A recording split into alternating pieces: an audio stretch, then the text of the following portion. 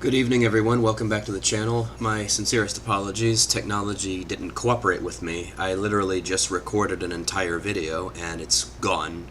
I don't know how that happened. I guess because of the time change. Things are kind of time warped or something. Because it was, I had to move it back, but it said like 8:20. So, kind of a little pissed about that, but we'll just move forward. So I'll do it here. So I keep switching back between Streamlabs and StreamYard, and that's the first time, actually it's the second time, that StreamYard didn't cooperate with me. So anyway, I still have this one out there. I'm just going to delete this one, and I'm live now on here. So you all that were going to watch this one, just come over here. Okay, so we'll go ahead and talk about what we were actually talking about, or what I was talking about to dead air, apparently. I was going over some potential options plays for the week. Let me go live here in the Discord again. Okay. Because I was wondering, I had like 0 participation, which is like never happened, and I kind of knew something was off. But anyway, my sincerest apologies for all of you that were waiting for me on there. Like I said, I literally recorded a whole video, and it's just gone now because of technical difficulties. So, welcome to Chuck, first commenter on here. I hope everyone else is able to just come move over here. I'm also going to be live in the Discord. At some point, we're going to get participation in the Discord. I'm just going to keep on. I'm just going to persist. So, what we were talking about, or like I said, what I was talking about in the video that's now gone, is options plays for the week. So, I think it's a good idea, and I'd like to start doing this every Sunday evening to prep for the upcoming week from a trading and investing standpoint. So I'd like to look at options plays. And let's see here. Oh, we have Chuck on the live on the Discord. Go ahead and unmute yourself.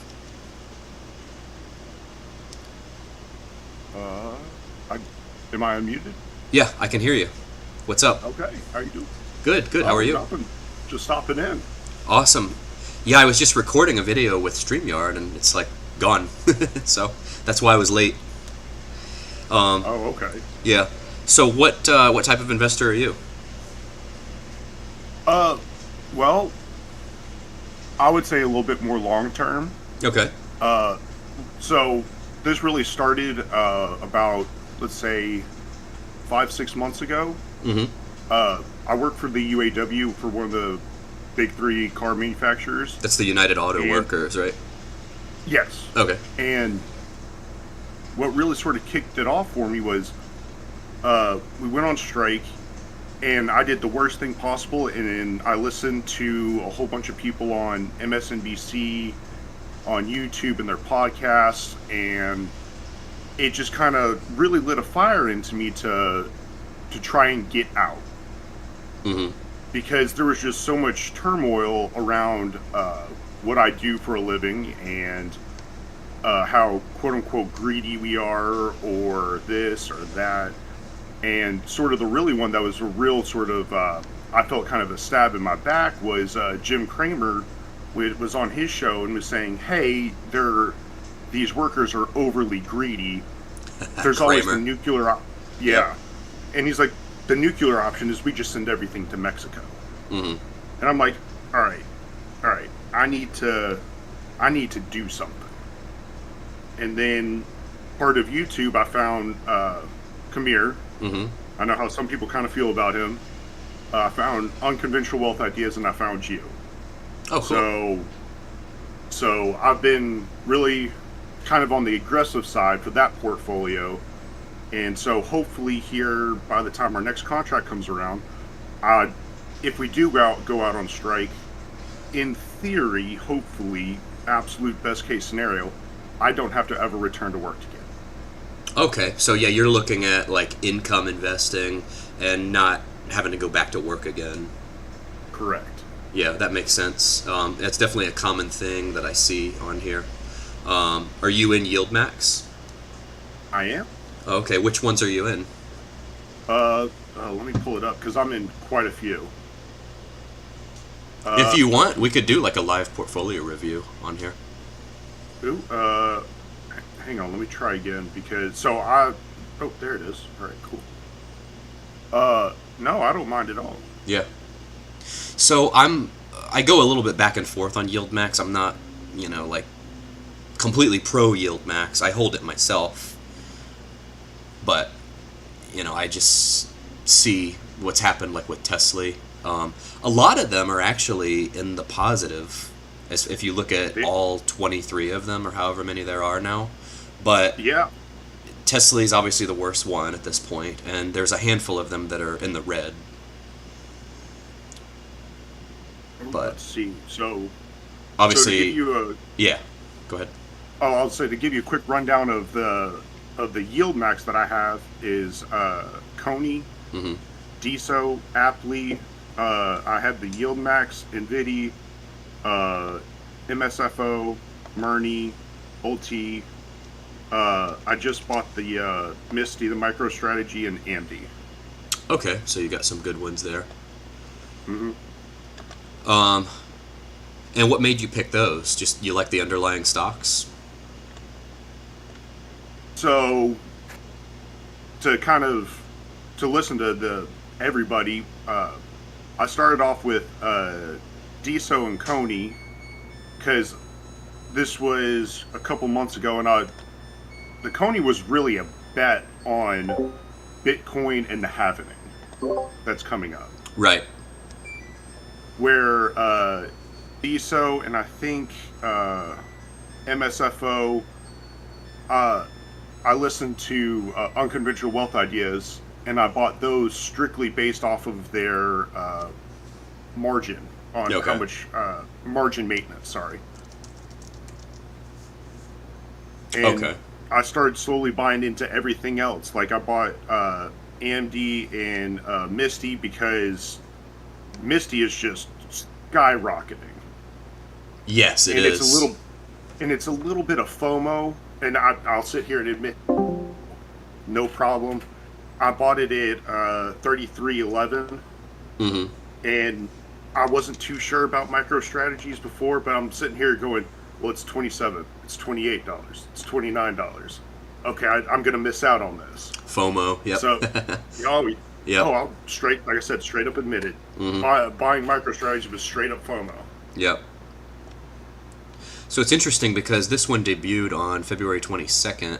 It started out at like 21.19. It's up to 34.62 as of Friday. So that's what, $13 that it's gained. But the underlying has gained a ton.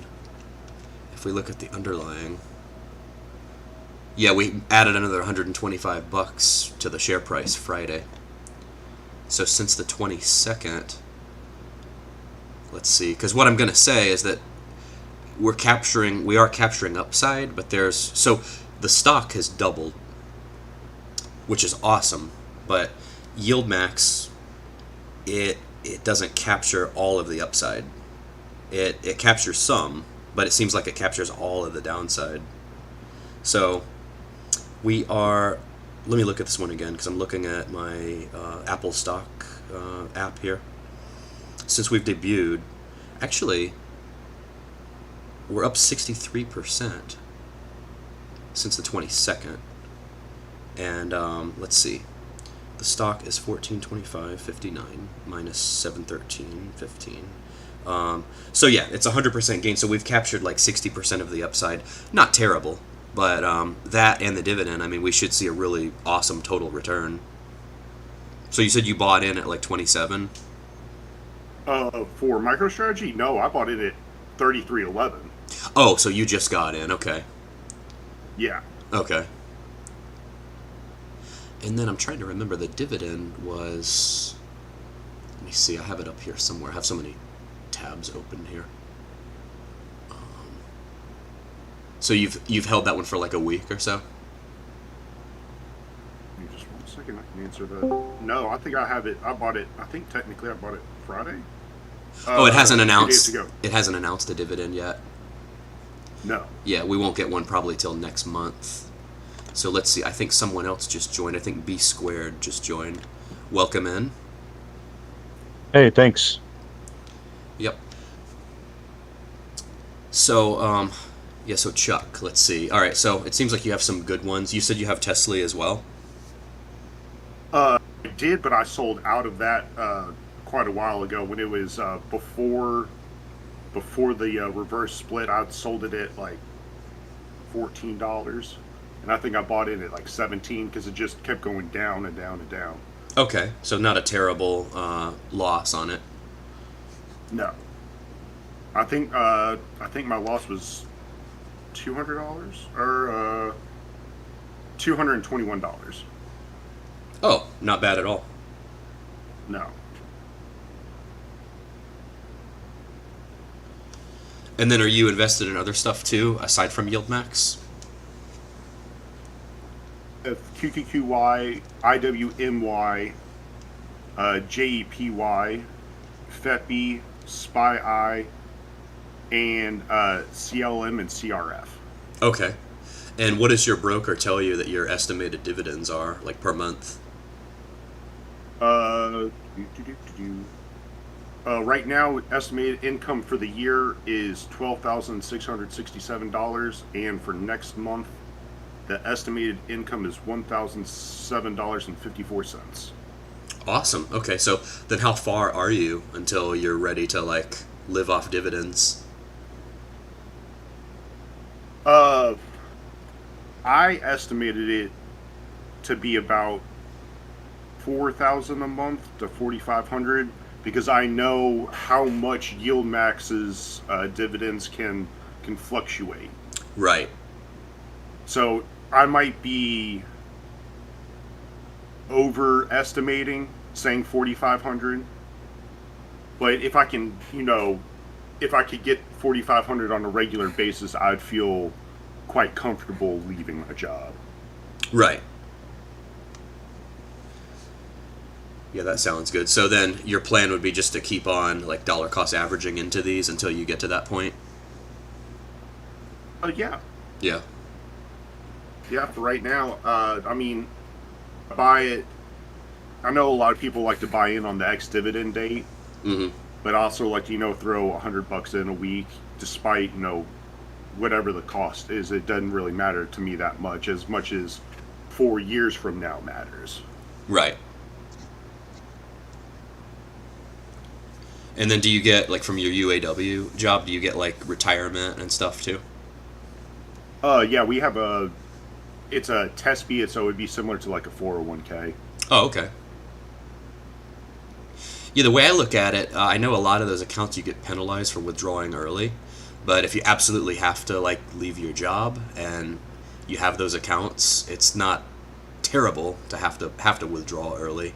You just get slapped with like a 10% penalty, I think.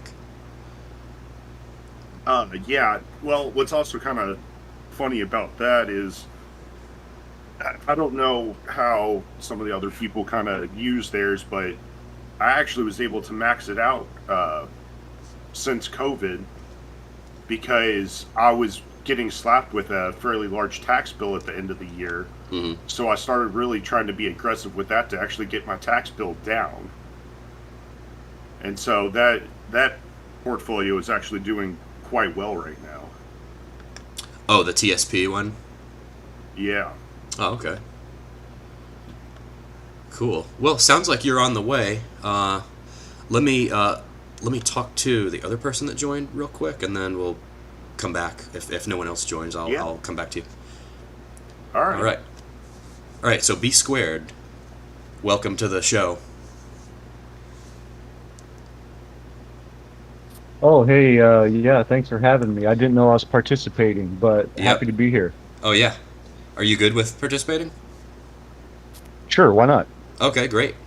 So I guess just tell us like your experience as an investor, and how you found the channel, and those things. Okay, sure. Yeah, I've probably been investing for about 4 years now. Okay. I wanted to get into it back back around 2008, but I was having a real hard time finding any type of communities or a lot of information for it. So it kind of went by the wayside for 12 years while life happened. Mm-hmm. So yeah, I got into it about 4 years ago.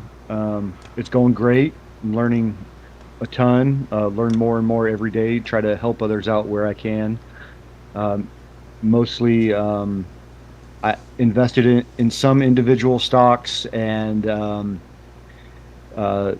Nasdaq and the S&P 500. Oh, so index investing. Yeah, I would say the indexes are most of my position at the moment. And well, I'm mostly cash at the moment, but other than cash, I'm mostly invested into QQQ and, or I'm sorry, not QQQ, QQQM and the S&P. Okay. Yeah, those sound good. Like I tell most of my audience, I'm a majority index investor myself. The yield max positions that I have are just a small portion of the overall portfolio. Yeah, I have one share of YMAX and one share of the other one, the other yield max index or index fund just to track it, YMAG. Hmm. Um, One share of each. And I used to have 200 shares of TSLY. I sold 150 of them because it was going into the gutter. And then my remaining 50 shares split into 25. So that's where I'm sitting at with my yield max positions. I'm not a big fan myself Hmm. personally. Yeah, makes sense. And so, how'd you find the They channel? do. I found it through gosh, man, you were in another Discord I was in, and you were saying, "Hey, I'm going live," and I asked, or you said, "Hey, come join the Discord." I said, "Hey, what's your Discord?" And you threw me the link, so I Oh, clicked it, okay. joined, and I'm trying to spend some time over here as much as I can to get familiar with the community. Awesome. I also just picked up shares of SQQQ, which is The ultra short inverse QQQ ETF. Nasdaq. Yep. Yep, and I bought some calls on it as well, just because I'm kind of feeling like we're hitting a top quite possibly. But I bought some leaps on it, to be fair, um, in case there's a downturn in the next, 9 months or so. Just kind Hmm. of hedging the portfolio. Yeah, makes sense. Well, eventually, when the Nasdaq does drop, because I might have been having that conversation with you all in Debt Slaves Discord. It was we were Yeah, looking at, quite possibly. yeah, TQQQ and SQQQ, because I look at it as a good hedge for if you're in TQQQ, the SQQQ being the inverse. I look at that as a really good hedge, and eventually, when the Nasdaq does drop, the way I see it, I would let that one ride up since it's the inverse fund, and then sell it in a down market and take the profit in it. That's exactly my plan, man. It's not a long-term hold. It's a hopefully it's just a swing trade for a couple months. Hmm. If I'm holding this in 2025, then my thesis was wrong, and I'll probably be underwater on it. Right. Yeah, it seems like there's some split opinions on like what the Fed's going to do, whether or not they actually are going to start cutting this year. I've even heard more people saying they may raise rates to kind of cool off the market because we're not really seeing inflation come down as much as they wanted. Yeah, definitely. I mean, everything that Jerome Powell is saying is, they need more data, and he's been saying that for I think about 6 months now. It's like we want to cut, but we need more data. So maybe not this March 20th FOMC meeting, but possibly the one after that. Who am I to speculate when it's going to be? But that's my guess, anyways. That's right. March 20th is the FOMC meeting. That should be a big catalyst for the market, one way or another. Yeah, correct. And this week coming up, March 11th, we have the emergency bank liquidity ends, the BTFP program Hmm. on Monday. And then we got inflation and CPI on Tuesday. We got PPI and initial job list on Thursday, and then we got option expiration OPEX on Friday. Are you looking at Forex Factory for those dates? I am not looking at Forex. No, I'm just looking at the regular market option expiration, Oh, okay. the quarterly OPEX. Okay. What site are you So we going have a couple to catalysts. for that? Sorry. I'm sorry. Like, what site are you going to for that?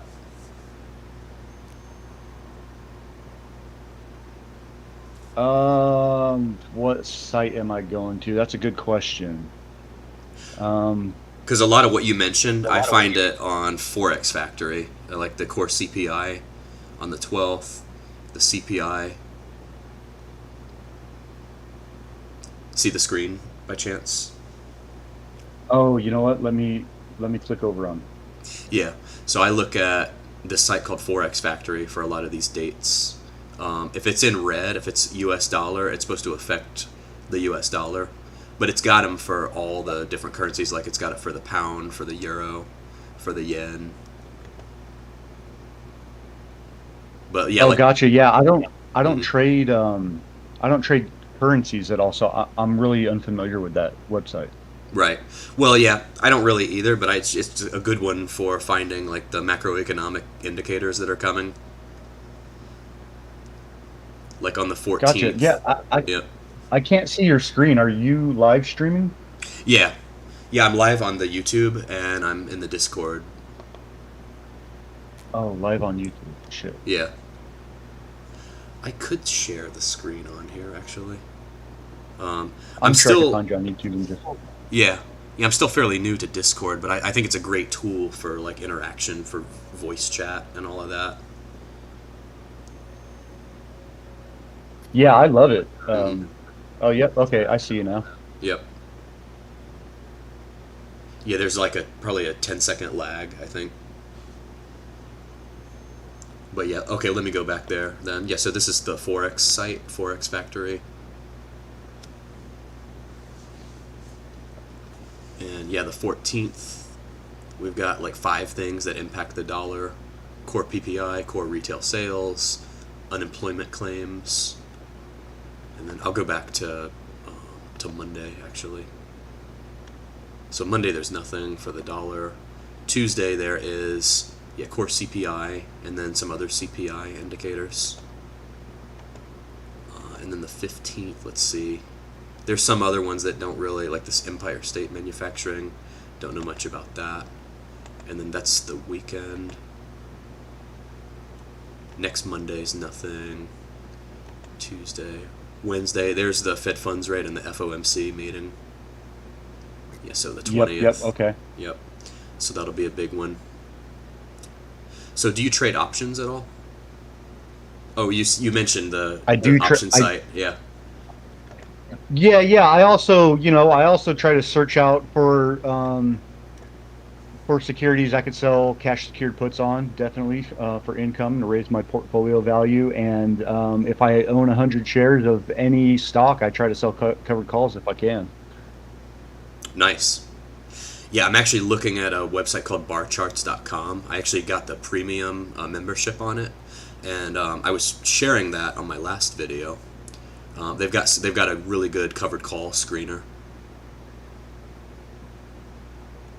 I was just checking that website out a few days ago, maybe on Thursday or Friday, and I didn't poke around on it too much, but I didn't realize that they have a covered call screener on there. That's pretty awesome. I'm always looking for stuff like that, so I might have to give that another look.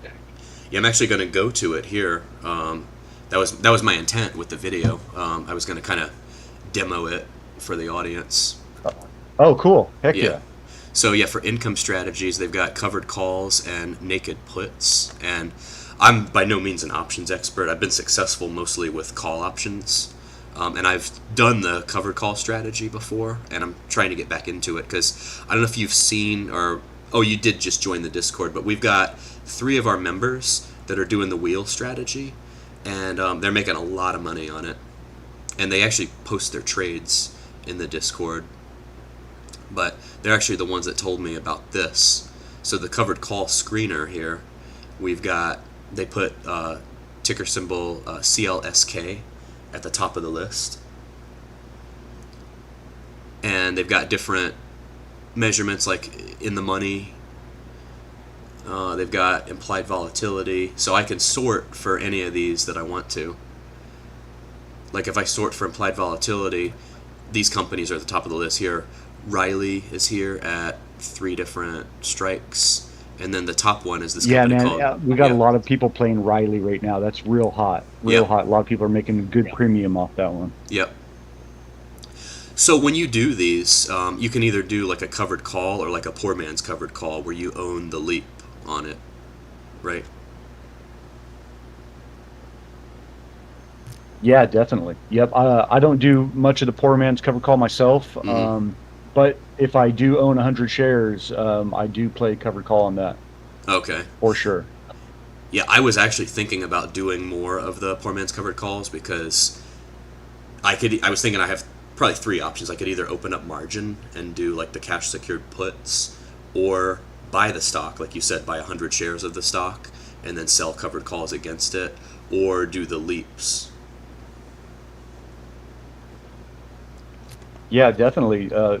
What's nice about the market is there's so many ways to actually make money out there, as long as we do our research that, just like you mentioned, man, you could do 3 different strategies on one stock and collect premium on it. hmm Here's the sub thread here in the Discord, the wheel strategy.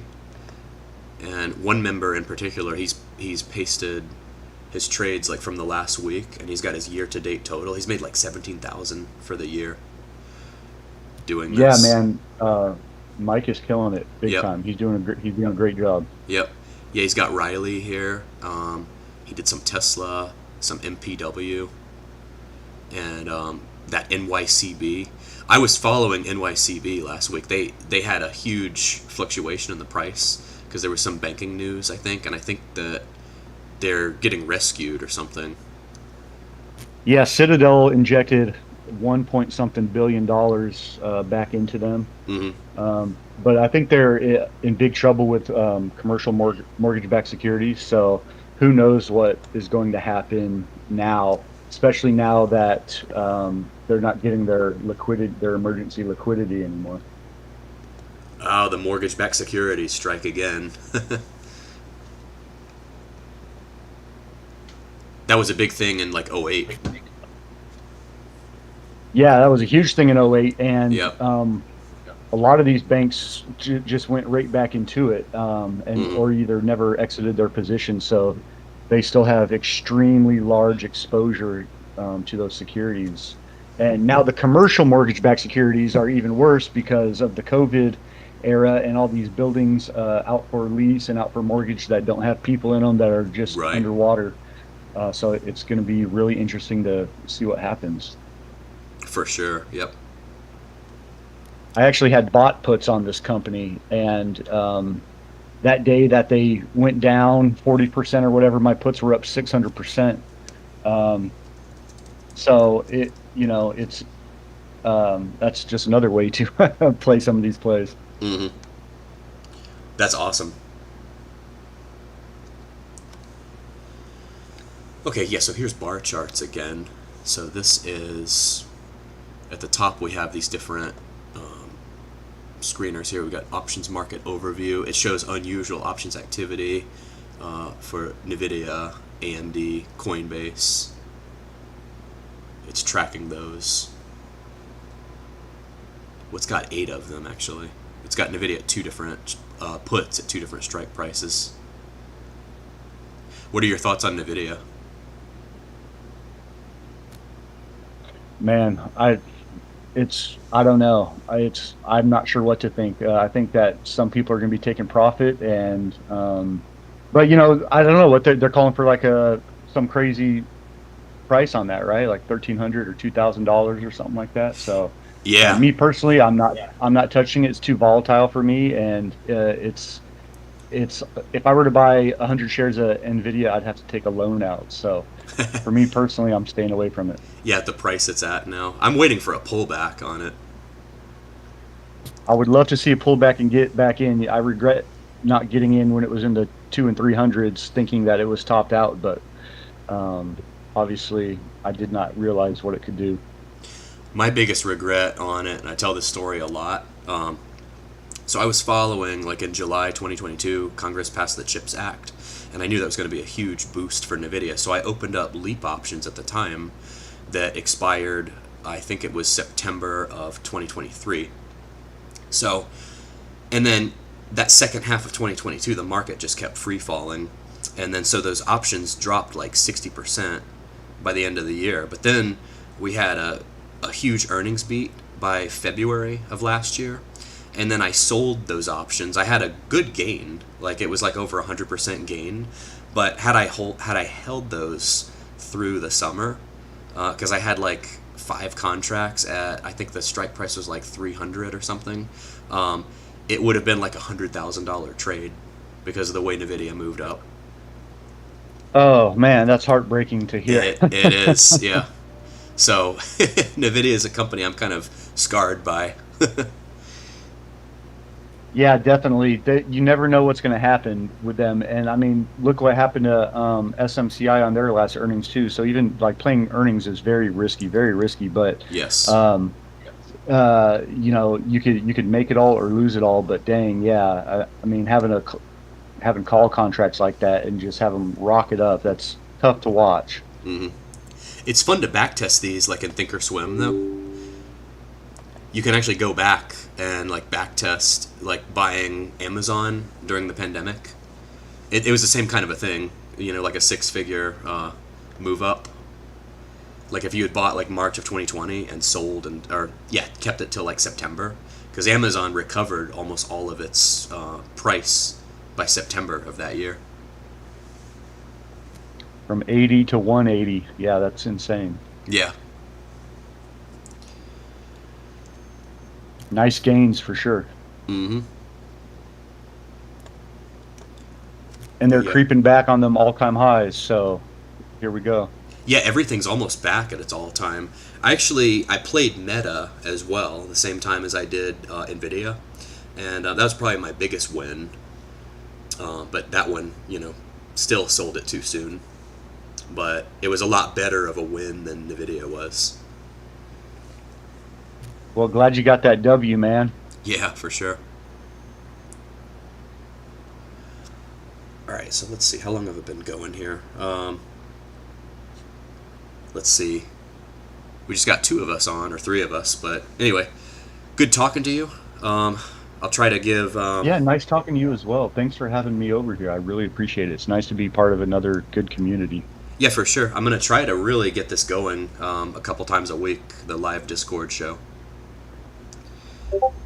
We've got like 180, almost 190 people in here, but it's like right now everybody's still, you know, not joining the voice chat, but we'll get there eventually.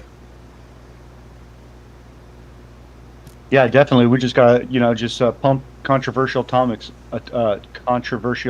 People flood right in.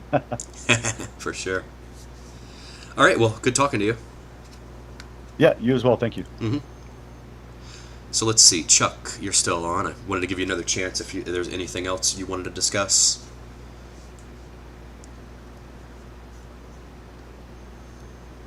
No, I'm like I said, I was doing. My goal is more long-term investing, but I'm definitely interested in this wheel strategy that I keep seeing you all talk about. Yeah, this could fast track you to retirement. It does make me a little nervous, though. Really? I mean, I understand it, but I can't really like quite wrap my head around it, like playing with it, like in the actual stock market.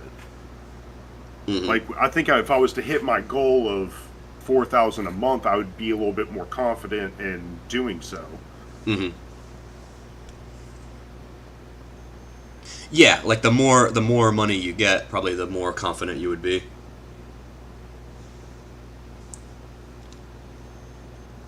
But yeah, I'm gonna like really ramp it up myself. Like I said, I'm on the bar charts here, and I'm gonna start screening them and picking some of them myself. It's just a matter of moving some money around in the main account, and then hopefully I'll start posting the same kind of wins that these other guys are doing. Yeah, I saw some of these wins in here. I thought I saw a guy for 5,500 for a week, Oh, and I'll show then you. It's right here on the. It's under wheel strategy tab. Yeah, one guy's yeah, made 17,000 for the year. He made 3,500 last week. They post most of their trades in there. that's wild. Yep. Yep. So then, the last topic I was going to cover on the live show today is we've got the yield max dividends for the YMAX and the YMAG coming up. Oh, it looks like Sonia joined. Sonia, welcome. Unmute yourself and talk to us.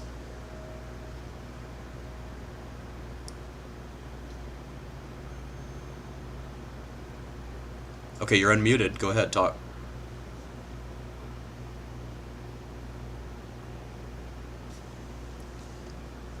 If you're talking, we can't hear you. Maybe your mic's not working.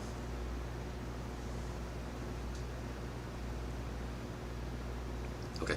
Anyway, while she's figuring that out, I'll go back to the yield max dividends. Oh, wait. Are you there?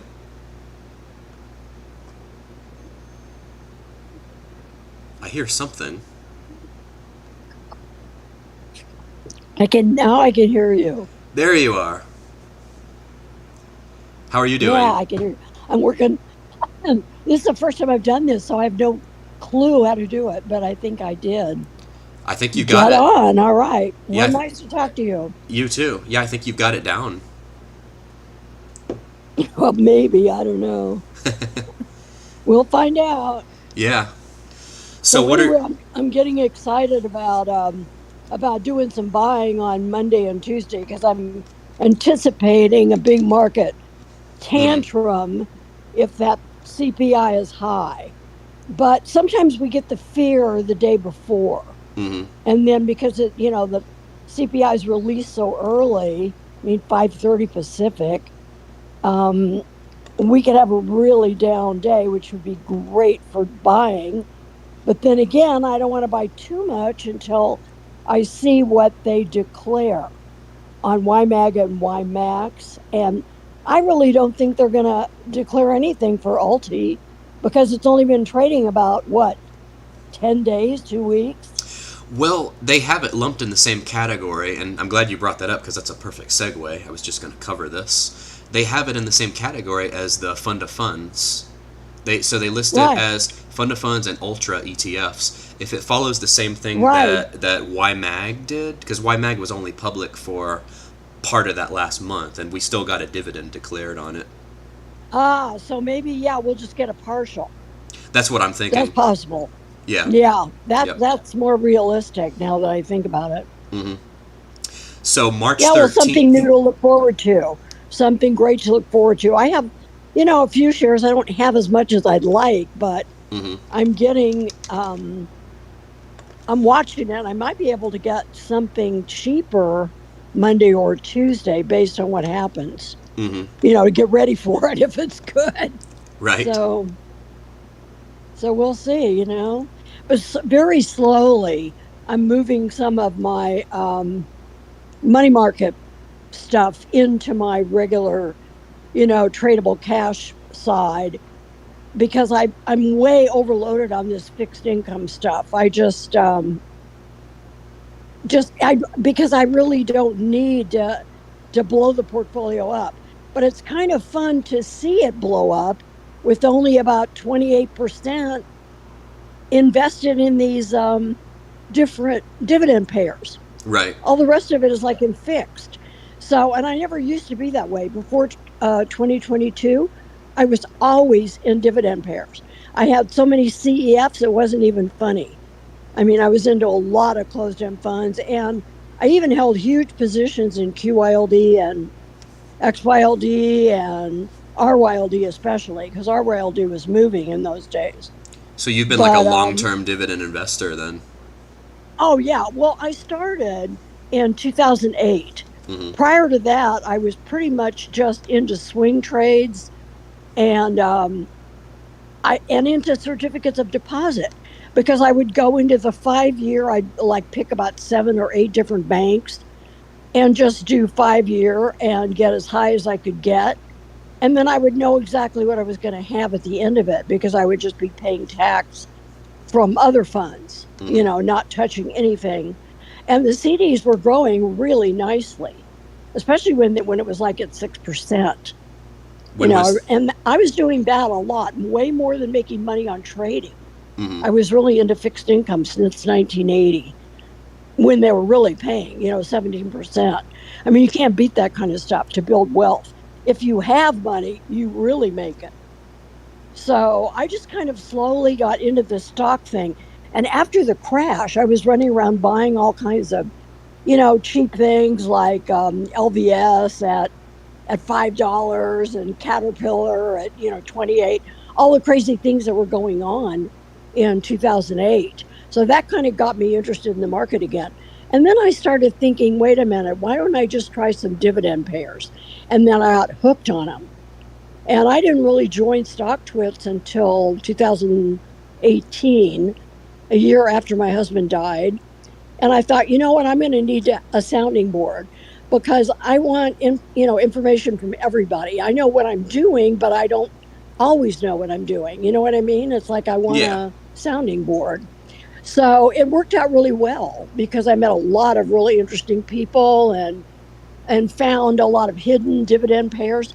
And so I was just fully invested. I just threw everything into it because zero interest rates means no money markets, means no CDs. So I Yeah. had to let that part of my whole idea just go by the wayside. Mm-hmm. And then I started getting into all this, and I never really thought it was going to be bad because I was making a whole lot of money.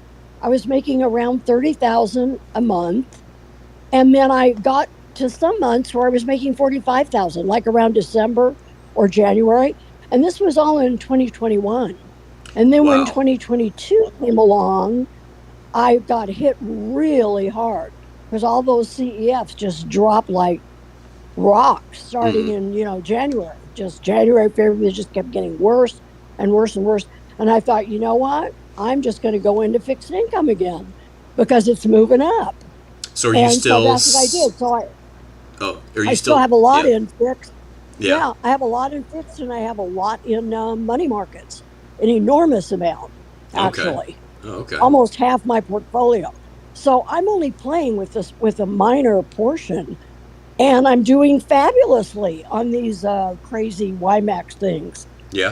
I love them. I really do. And I just bought all of them because I thought, you know what? I don't know which one's going to pay. I really thought in the beginning that Apley and all these well knowns that were going to do great.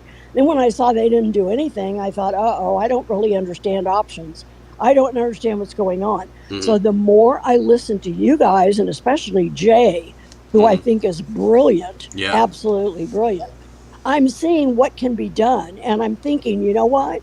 If he's giving us this huge cut, they must be making a fortune. This is where the money is. And unfortunately, I don't really want to try to be skilled at it. I just want to take advantage of his skill. That's how I look at it. If he can do it, fine. I'll put the money where he's putting his money. And Yeah. I even thought about maybe, taking a part of um, my portfolio and letting him manage it. I thought, this, and I would never do that because I was like, I never have anybody touching my portfolio but me. And Yeah. even my husband, he would go, listen, you're the one that knows what you're doing. I don't know. And he's an accountant, Mm-hmm. and he would tell me if I was getting into something that was really, tax stupid. So that would kind of, pull me back a little bit with all the K1s and the craziness going on. So, Yeah. These funds, I but believe, are not the most tax efficient. Actually, no, well, I'll find out. I'll get hit, but we that's all okay. will. I'll just, pay it Right. because you don't pay unless you're making money, right? I mean, You don't pay tax that's unless you the make money. That is true. exactly. That's the whole Yeah. thing. And my late husband used to tell clients this all the time. Mm-hmm. He go, look, you're complaining, but you made money. If you didn't make money, you wouldn't even be complaining. So it's like Right. Well, this is there's a just couple part and of parcel. yeah, a couple of caveats with these funds though. So a lot of Tesla investors that bought over like the last year or last summer and didn't reinvest the dividends, they're down in the position. And then if they just took the dividends and didn't reinvest them, they're going to owe all the tax on that. And they have a position that say they didn't dollar cost average or tax loss No, I harvest know. I can imagine. anything by the end of the year. Yeah, they're But going to they'll owe a also get a lot. lot of ROC. They'll get a lot of ROC. And a lot of people are investing in their retirement Yeah. funds. Like I have 3 different retirement funds. I have a Roth and 2 different ones, from the incorporation that my husband was incorporated. Once he had a C Corp when he had a lot of employees, and then he had an S Corp when we moved to Nevada.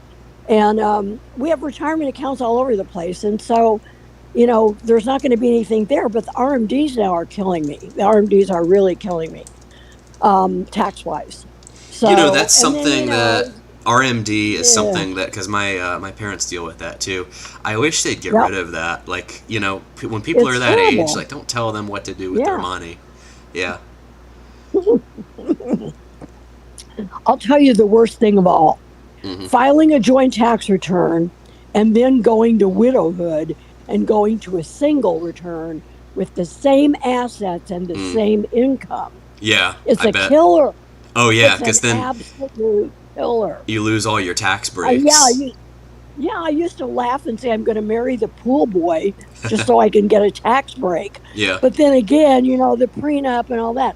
But you know what I'm saying? It's like, hey, that was the shocker. Hmm. The shocker was, hey, how come I'm making the same money I made last year, and I now and my son is a lawyer, does my taxes out of a nice courtesy for me. Hmm. But he goes, well, I don't know. I don't suggest you get married. None of them want to see an older parent get married, right? Right. That's the last thing in the world anybody wants to see Yeah. because you can make a really bad decision, Hmm. you know. Well, if you But do, I think if you plan everything right, yeah. oh, I don't know. No, I'm not really into it. Although it's such a tax loophole, and people that are filing joint returns for years don't Hmm. even have a clue what's going on when they become a widow or a widower. Then they get hit. Yeah. Plus the RMDs. Hmm. So, I mean, that's my big tax problem right now. And it's like, I might want to just completely convert 2 of those um, retirement accounts into the Roth or make a Roth conversion out of it. Oh, So you'd I'd have have to two do like Roths. a I'd you'd have have to do like regular Roth. a backdoor Roth. I think at your age, you'd probably have to do. Well, I can convert. I can convert at any point, Oh, but really? but the tax will be horrible. Yeah, yeah, the tax will be horrible. You But might I can actually convert. know. Yeah. You might actually know the answer to this. So, if say somebody didn't contribute to a Roth at age 18 and they didn't start contributing till like I don't know age like 25 or so, can they do catch up contributions at any point to like make up for that? Well, Or I just know they give you a break if you're, I think, over 55 or over 50. you can My do son knows more more? about this than I do. Yeah. But yeah, but it's a pittance. It's a pittance. It's very small. It makes no sense at all. But the Roth conversion, that's a new thing where you can just take all your regular, 401k into IRA and then IRA into Roth. You can convert it and in a Roth conversion, but you have to pay all the tax within. I think they give you 2 years to spread it out. Hmm. So instead of paying it all in one year, you can have 2 years to do it. But it's very, very high tax, and then it throws everything else off, and you wind up losing a lot of money. But in the end run, as long as you keep living and making money, you save a lot that way because Right. you don't have to keep taking out huge amounts. And as you get older, the percentage goes higher. Hmm. So it's a different set of circumstances when you're older as to things that you have to be aware of. And I know you're in Florida and I'm in Nevada. We're in no income tax states and Right. no inheritance tax states. And that was the whole idea of moving here because all of my late husband's clients, and he had a lot of them, were Silicon Valley people, Hmm. making tons of money in the peninsula in San Francisco. And he was a native there. Yeah. And he didn't want to move. He loved it there. He said, well, maybe the clients will go to another CPA and they won't come to me. Yeah. And I said, no, no, no. They've known you longer than I have. We were married like 35 years, but he had some clients for 45 years. And he was still active until the day he died. He was still active. He did not want to stop it. He loved it. So, I mean, and it was great because the large home we have here in Nevada had a beautiful place for him to work. And he loved to work in the middle of the night because then his clients wouldn't be calling him. Mm-hmm. You know, he had to answer the phone all the time, or I would run interference. But at night, he could work from 3 in the morning and really get a lot done Mm-hmm. until the people start calling, but absolutely everybody followed him. Everybody stayed there. And this was so much better because we could now live in a state where we didn't have to worry. And in those days, the inheritance tax was lower. So you have to worry about that. You have to worry about everything. Did they raise But that? it was a smart move. It was a very smart move to get out of that really high rent district. Did they? Which Did they? it rewards tax people. It rewards the Silicon people. Yeah. Anybody that's in the IT world or all that, they're rewarded heavily. But every normal person is not rewarded. Mm-hmm. It's making it very difficult for an average person to have a good life in the Bay Area or in coastal California, anywhere. I think most Just people pick a are place. they're getting out of there for that reason. Oh, you can't live like that. You just can't. Right. So, um, you know, I mean, we have relatives that have sold a little 2 bedroom, 1 bath home for 2.5 million. And their idea of a bad market is when it goes down to 2,000 or Mm-hmm. 2 million instead of from 2,500,000, it'll go to 2 million. That's their worry about bad real estate. Oh, So, I okay. mean, maybe if they have an earthquake, which they've had, Yep. before when I was living there, that will shock the price of real estate for a couple of years after that. Mm-hmm. But then it goes right back up. Yeah. That's just a temporary little thing. It's But like I'm glad we got out of there because, Mm-hmm. it was just too getting too crazy there. It's like And you can permanently spread high. out here. And True. that's right. I think it's great in a way for making money on your way up if you're in the right field Mm-hmm. in that area. If you're in the right field, that's almost where you have to be. Yeah. It's where all your venture capital, everything is right there. Well, But what a it lot got of me interested in trading. yeah. That's what got me into the market was because everybody was talking about it. Oh my God. And so then I would go on my computer and I would just trade away like crazy. Sometimes I would trade 4 and 5 times a day and make money on the same stock. So Mm-hmm. the 90s were good for me for trading. But then, as a long haul thing, I just turned to dividends. And I'm glad I did because to me, that's what really built wealth in the end run. That was it. The From dividends. 2009 on up. Yes. Wow. Yeah, those were great, great years. And now that we have this coming with the free trades that Robinhood, urged Schwab to do, and with the free trades, that even makes it perfect for dollar cost averaging. Yeah. Because I could Once. never buy small amounts before. You had to buy big amounts because with the huge fees they would, lop on you, wouldn't even make sense. Very true. So now you can dollar cost average your way into heaven. It's wonderful. Mm-hmm. So a lot of good things have happened that I've watched it happen. Yeah. But I do long for the 1980s where you could have risk-free certificates of deposit for 17 and 18%. How do you Well. like that? I mean, Oh, wouldn't you like to make 18% risk-free? it's the same You thing know, that it's the same thing I've heard like my parents say. The thing is, though, oh yeah. the real rate of return, because back then the inflation rate was really high. So were you really beating inflation, even with those rates of Yeah, return? maybe not, but it Yeah. always is inflation. They Hmm. say, oh, 2%, but I don't think so. Especially because we were in Silicon Valley where inflation was going insane and still is It's insane. definitely more It really regional. depends Yeah. on where you live. So I've It's modeled where it you out. choose to live. Right. I've got a little bit of an economics background myself. I've modeled it out to That's where good. Yeah. yeah, Yeah. it averages to like 4% a year. But what we've seen the last 3 years is like just Yeah. insane. Yeah. Like 9% in 2022. It's still not quite as high as like I think the 70s and the 80s, but it's definitely in my lifetime, definitely the highest we've ever seen. I just know that everybody that I knew was taking every penny Hmm. and putting it into either money markets were paying 17% too. Yep. I'm not kidding you. And they had kind of a week a weak fund that was easy to get into. And I would run over there and I would put my money in every time I would have any money from anything, Mm-hmm. from selling a house or from doing anything. I would run and put, because you could get that instant gratification. You knew you were going to get 17% on that dollar that you put in there. Mm-hmm. So it encouraged saving, which, we've been encouraging complete the opposite ever since credit cards got a foothold. Credit cards changed everything, Mm-hmm. um, really, because you could be absolutely broke as long as you make your minimum payments and still survive. But you couldn't do that back in my age. They just didn't have anything like that. So, Oh, you it's kind couldn't of make with low minimum. rates and You yeah, could. that kind of thing. It encourages debt, but then again, it's like, I don't know. Mm-hmm. It's kind of but I've seen all the different changes. And I'll tell you one thing, you cannot take one stock and buy and hold it and think you've got it made. You can't do it. You have to constantly watch what's going on. You have to be nimble.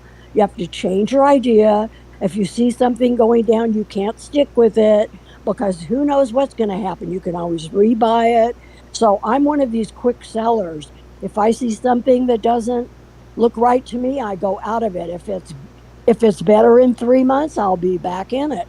But it's like I just don't put up with that anymore because I've seen things change so drastically that if you sit there and wait for something to come back and it never does, I mean, look, what have you done? Mm-hmm. So I'm a quick mover. I'm very nimble, and I think that's what saved me.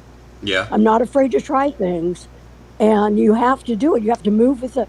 It's like before Jay came out with all these things. What was our big idea? If we could get 16% on a dividend, we were like jumping up and down, right? Wasn't that Yeah. the whole I deal? think I mean, QYLD and SVOL were the best yeah. ones. Yeah. Oh yeah, I mean, and S-ball was like in a class by itself Mm-hmm. because that's pretty new too. you know Right. so I'm just thinking you cannot guess what's going to come.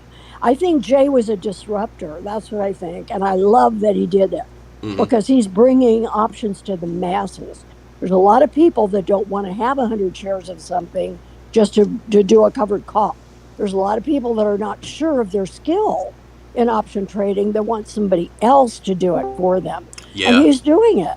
Yeah. We were It's just just. we just have to figure out which ones are going to work. Mm-hmm. And I figured out about 10 of them that are working, and about four that may work, and about three that don't work. So that's not bad odds. Mm-hmm. That's really not for something new that's All coming in on the Tesla, scene. babe. All in Tesla.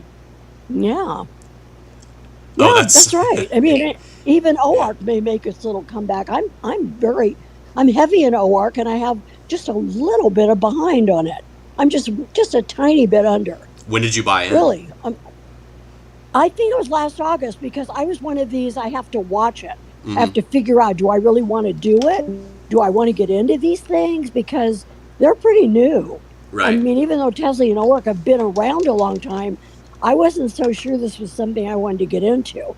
The first thing I thought about was SVOL, and then I thought of, maybe ORC and Tesla too, but I wasn't so sure about Tesla because I really think men like Tesla better than women. Women are not as Tesla oriented as men Really. are. And so, therefore, it wasn't anything that was calling to me. I wasn't like thinking, oh, this is going to be great. No, it just wasn't anything that turned me on enough to get a large amount of it. But Mm-hmm. I did get into it around the same time I bought OARC. And OARC still has a lot of potential to come back if any of these things ever work. I mean, look at Coinbase. What has she got? Palantir, Coinbase, Roblox. She's got a lot of things that might work, Yeah, if we look at her but ARC they're fund, just, so her ARC fund is yeah. starting to come back. But what concerns me though, so over the past year, the ARC Innovation Fund was up 30%, and OARK was actually down 10% over the same time. So if there's not the right precise, I'm sorry, actually it was down 19%, while the underlying was up 30%. So if there's not like a precise movement, it's going to keep on, when it pays out those huge dividends, it's just going to keep on having that NAV erosion. And that's the biggest downside, in my opinion. I don't know. She may own something. Like she's got all these shares of this helicopter company, this JOBY, and that the Archer Innovation, that one with the helicopters that take off with no fossil fuels involved, all electric stuff. Mm-hmm. She has an enormous amount of these $5 shares of this stuff. I don't know what she originally paid for them, but I see if that ever, yeah. Oh, sorry. Yeah, top if 10 that hold. ever takes off, Mm-hmm. And who knows if it will or not? It may not. Yeah. May completely not. Some people say, no, there's no way that's going to do it. That physically it's impossible. But we've got two companies that are, working on it, and who knows what's going to happen. But she's got a lot of potential things. And I guess if they all catch on, ARKK has to go up, and thus OARK has to follow. Because, Yeah. that's all you're doing. You're betting on whether ARKK is coming back or not. Right. Yeah, I would think so. I mean, it's definitely been outperforming Tesla in the past, 3 to 6 months. For sure. Yeah, I hold less of it than I do of the big ones that are big, like Nvidia or NFLY. I have a lot of that. And I have a lot of Coney too. And I would have a lot of Mister if they ever paid, because it's so new, I'm just starting on that one. Yeah, they're not going to But I'm pay just until thinking, next month, I think. Yeah, next month, right. And it should be a rather large one, right? Wouldn't you say? It should Absolutely. be very, very big, actually. It Yeah, could be a enormous. record. Yeah. But one thing I'm learning about is the volatility that drives these big premiums, because not being an option person, there was an awful lot about these things that I didn't understand until I got in them. Mm-hmm. But little by little, and listening to Jay talk is very informative. Mm-hmm. I love to, that was a great idea that you put us into his past interview so that we could go over what he said before. Also, before we get the second one on Tuesday. Yeah, well, he's been on the So channel. that'll be good. Have you seen the other 3? He's been on the channel 3 times. I think I've seen 2 of them. Yeah. I think I've seen 2. Okay. And each time that he starts speaking, I learn a little bit more about what he's trying to do and what he's accomplishing. Mm-hmm. And his background tells me he's impeccable. And I'm learning a lot about the reasons for the transparency and why he chooses the things he does. And it's becoming a little more clear to me what's going on. But in the end run, it's whether those dividends stay up high, those distributions stay high. And then what I'm kind of doing now is pairing the ones that are not doing very well and adding to the ones that are. And it seems to be working.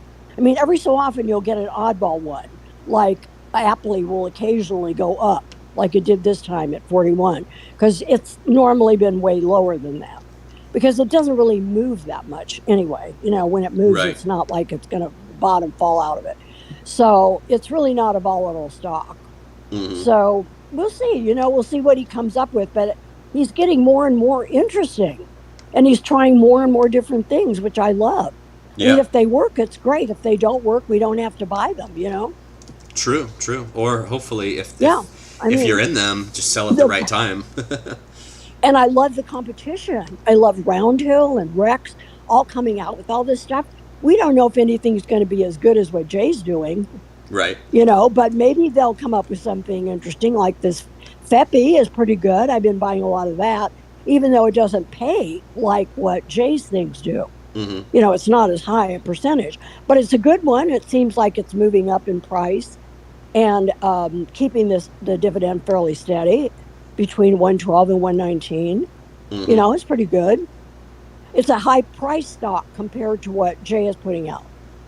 Right. So that may discourage a few people from, getting a lot of it.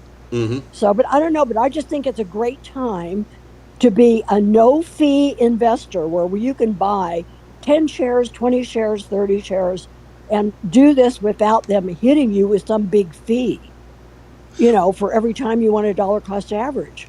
So True. it would really change the way I do things if they went back to that fee based stuff. But I was always getting free trades anyway. Bring me some money, we'll give you free trades. They were Well, always doing that for me at Schwab. So, oh, oh, there they was gave ways you around that, the fee. before. Yeah. Well, so there is an expense ratio for yield mix. It's 0.99 for most of them, and for some of the advanced ones, like the fund of funds, it's 1.29. Right. Yeah. Yeah, but I don't care about that. I don't Yeah. care about that at all. Uh huh. If I was having him manage my funds, it would be a lot more money that he would be making. But then again, I might be making a lot more too. Mm-hmm. Here's the way I look at funds. If you're in like a VOO or something that is going to go slowly up over the years, which young people can easily do, that's fine. You want to keep your fees low. But if you're in something bizarre like these WiMAX things, Mm-hmm. who cares what they charge? What I care is what I get. Mm-hmm. If I look at that and I say I'm getting a lot more than I could get anywhere else, I don't care what he charges me Yeah. if I'm getting a lot more. And that's the whole thing. You're paying for talent. You're paying for innovation. It's a different thing. It's a completely different thing from buying the SCHDs of the world, or that kind of thing is the slow way to get there. Mm-hmm. I'm looking for speed because I don't even have that much more time. I mean, how much longer can I live unless I want to, set Guinness Book of Records or something? But at the Oh, same come on. time, I want to keep Yeah. making money and I want to keep doing it. Right. And so I figure that's fine if somebody has many, many, many years that they can wait around until they retire. But I don't want to wait around. I want my payoff now. Right. And that's why I like the monthly. And I'm even getting into the little XDTE and the QDTE because I want to see a weekly actually catch on. But they're going to have to pay Mm-hmm. high if they want it to catch on, because otherwise, who's going to do that? Yeah, we'll It know in didn't work like. for SoFi. It didn't work for TG. It didn't work, before because they weren't paying enough. Mm-hmm. Yeah, we'll know in like 2 weeks. So we'll see what this one does. Yeah, Yep. we'll know. Yep. And I'm not going to have that much in it yet, but I want to kind of get a feel for it because I might put more in it if they're paying a decent thing. But I think it's a great time to be trying to make money with dividends. Mm-hmm. There's That's what I'm thinking right now. certainly a lot of funds out there for sure. They're competing. Competition is so good for everybody, right? Mm-hmm. Mm-hmm. We're going to win with this competition. Yeah. The more they do, the better it is. Mm-hmm. And maybe one of these new people that are competing will come up with something on a par with what Jay's doing. So far, I don't think it's happened. So far, I think they're trying, but they're definitely number 2, number 3. They're Well, not. They're not killing it like he is. he's also involved in And Defiance, the Defiance ones. He's yeah, involved in those too. yes, exactly. Mm-hmm. No, I mean, I just think it's great. Now, IWMY, I'm watching closely because I do think the minute the rates go down, that is going to start moving.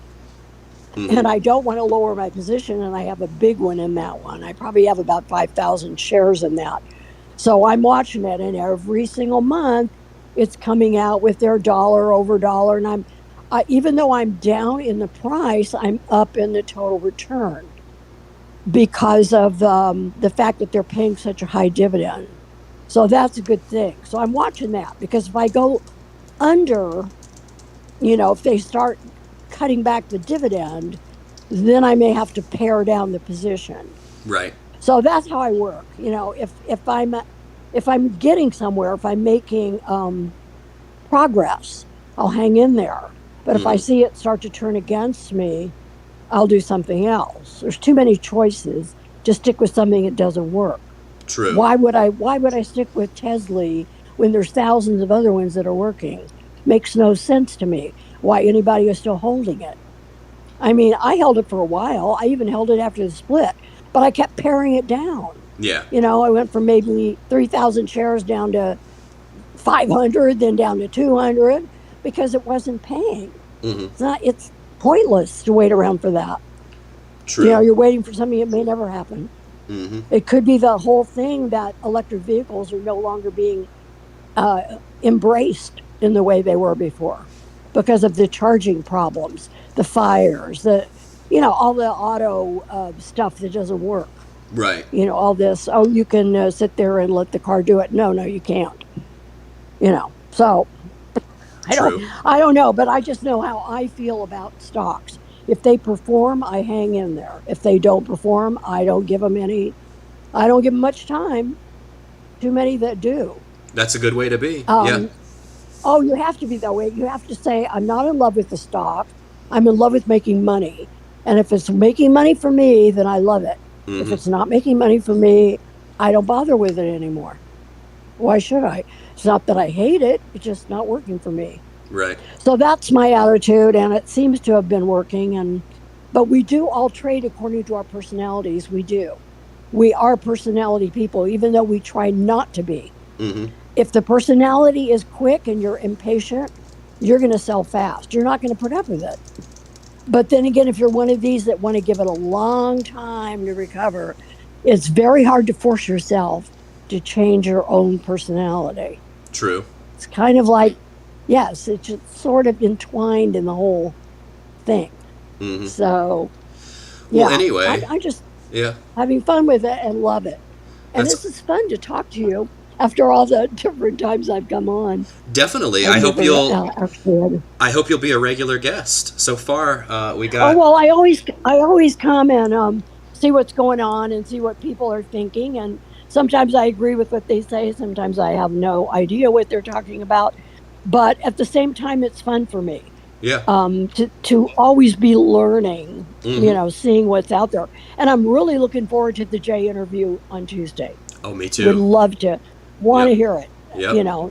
And there's not any questions I want to ask him really, Mm-hmm. other than which I might just call Zega Financial and find out what the minimum amount is, because I have one account that's around 500,000. I thought, you know what, I could just give that to him, let him see what he can do with it, and if he can raise that up a lot faster than I can do it, then I might give him another account to do. That's how I kind of like to see. I wouldn't like throw a bunch at him, but I might give him one small account Mm-hmm. and see what he does. I've never had anybody advise me on anything, and I'm not the type of person that takes advice well. You know what I mean? I Yeah. kind of like to control the whole show, and it's my personality. It's just the way it is. Makes sense. Well, anyway, great Yeah, talking so to you. that would be the only question I have for him, really. Yeah. Yeah. Because I'm thinking if he can do that for us with our choice, imagine what he could do if he really put his brain right in there Mm-hmm. and had the freedom to do whatever, he wanted to do. Right. That kind of is an interesting thought, isn't it? It is definitely. Well, anyway, Yeah, we've been that's what I was thinking. yeah, yeah, we've been going quite a while on here, so I hope you'll be a regular voice guest for sure. Definitely enjoyed talking to you. We got 4 people out of like 187 members on here, so we definitely want to ramp it up. Thanks everyone for tuning in. Like, comment, and subscribe, and we will see you all hopefully for the J interview Tuesday, if not before. All right. Yeah, it was fun. It was Yeah. fun. Yeah. All right, bye. All right. Take care. Bye. Bye, everyone. You too. Uh-huh. Bye-bye. All right, so that is going to conclude the live stream today. Great participation.